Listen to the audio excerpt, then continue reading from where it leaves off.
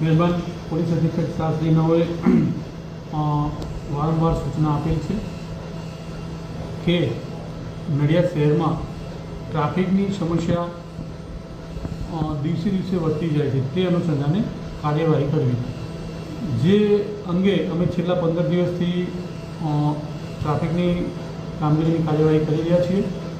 અગાઉ પણ અમે પ્રજાને સંદેશ આપી અને જણાવેલું કે ખામીવાળી નંબર પ્લેટવાળી અથવા નંબર પ્લેટ વગરના વાહનોમાં ખાસ કરીને કંઈ મોટા બનાવ બનવાની શક્યતા નકારી શકાય તેમ નહીં।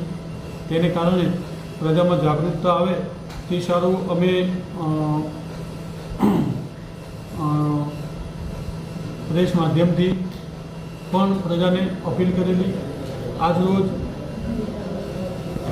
નડિયાદ પોલીસ ટાઉન પોલીસ દ્વારા નંબર પ્લેટ વગરના તેમજ સંતરામ મંદિરથી રેલવે સ્ટેશન સુધી આવેલી દુકાનો પોતાના દુકાનની બહાર ગેરકાયદેસર રીતે વાહનો પાર્ક કરતા હતા, તેઓ સર્વે વેપારીઓને બોલાવીને પોલીસની કામગીરીમાં સહકાર આપવા અને ગેરકાયદેસર પાર્કિંગ ન કરવા અંગે અપીલ કરેલી।